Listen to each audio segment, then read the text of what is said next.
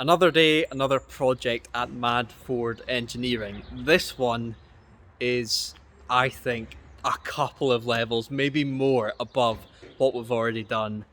I cannot wait to share this project with you guys. That there is my Mark II Mazda MX-5. And this, if you guys have watched the DriveTribe video from last year, is a V10 engine. Yep, that's right. We are gonna make a V10 Mazda MX-5, a world first. This is going to be insane. You guys may remember this. Last year we did a video with the Connaught Type D and it had this engine in it. So this is an engine from 2004 and it is a 22.5 degree V10. I guess you could call it a VR10 because it's only got a single cylinder head. Naturally aspirated, 200 horsepower. We are apparently getting the supercharged one, so that should make it around 230, 240. Only 2 litres of displacement, so 200cc per cylinder. And this engine's modular, so it could technically be a V-twin, V4, V6, V8, V10, and they apparently have got a V12 somewhere. What a special little thing. So it's about the same size as a 2 litre 4-cylinder, which means it should fit easily under there. So OGs of my small channel, Mike DriveTribe, will have seen this car. It was one of the first proper videos I put on the channel, and it's going to get one hell of a makeover. So this was my project car while at uni, so there has been some work done to it, but there definitely is some corrosion left. So Mick and the Mad Ford team are going to completely strip this car down and make it a minter so that it can house that new engine in it. It shouldn't be too much work, nowhere near as much as the Mondeo, hopefully. And it'll end up being a world first. Mark II MX-5 with a V10. People have done V6 swaps, plenty V8s. There's a Hellcat V8 MX-5 over in the States. And I have seen one guy managed to fit a V12 under the bonnet, but nothing that will sound like our little V10. It's actually the next day now, and as ever, we're cracking on.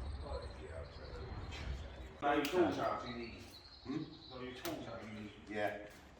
Pull the motor. Yeah. Pull the motor. With it. Pull the motor, baby. Motors run on electricity. It's an engine. It's a motor.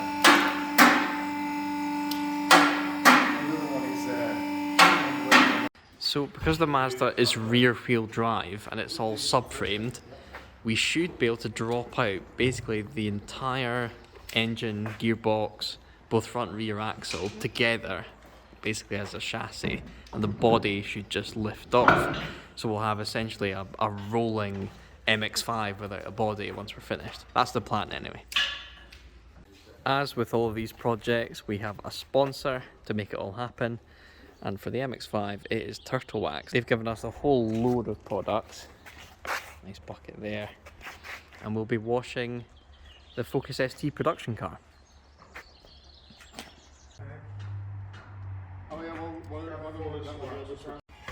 Just getting some sick product shots in. Car's nice and clean now. Thank you, Turtle Wax. Just get some final glory shots of the Focus ST. Probably in the cleanest shape it's ever going to be in. While we've been filming the Focus, the guys have been doing the last few things to get the main internals of the Mazda free of the body, and then it should all just drop down. That's going to make for a pretty cool visual in the hero film.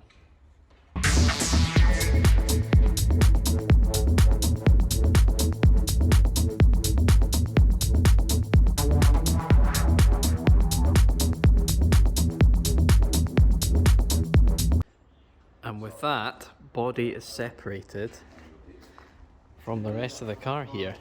It's quite cool to see that an MX-5, it doesn't really have a ladder chassis. It's got this spine that runs from the gearbox to the rear axle and subframe, which means you can have it out like this. Other cars would just collapse if you tried to wheel this from underneath the body. You can see why lots of people use these as bases for kit cars. because you can use this as a base and just build from there with everything in place ready to go. Very cool. So, time to have a V10 placed into here. Yeah. Back to you, Matthew. Define normal.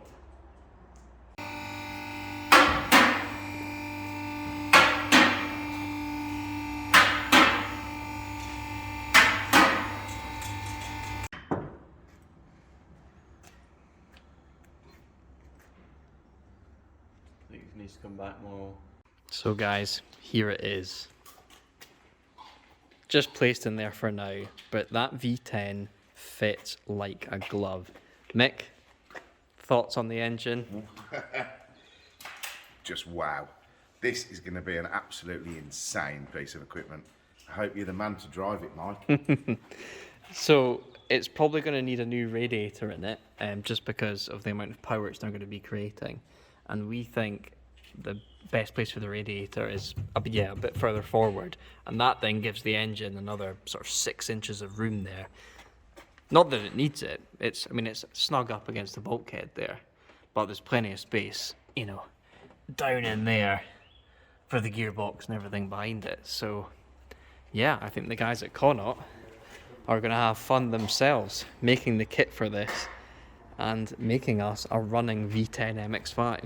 But just imagine at a car show, just walking up to this nonchalant little Mark II MX-5 and then seeing this in it. You'll think, what the hell is that? Look at that cylinder layout.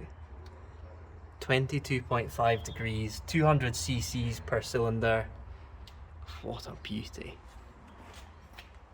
I think we'll pack it in there. An amazing couple of days of filming with this car. Great to see this car again. It's been in storage back in Scotland for a couple of years now. And that engine, what a combo it's going to make. It'll probably take longer than usual for this to all come together because Connaught are still developing the engine a bit. But they're working on a kit for Mark II MX-5 so that if you have one as well, you can buy it and install your own V10. I hope you guys are as excited about this project as I am, but I have a question for you guys. Should we keep this MX-5 the colour that it is, this sort of British racing green? Or, because we're putting this rash an engine in it, should we go rash with the colour? Maybe orange or purple? Comment down below with what colour we should make this car. Maybe we should just keep it green. It does still look good, but yeah. Tell me in the comments below, and I'll see you again next time.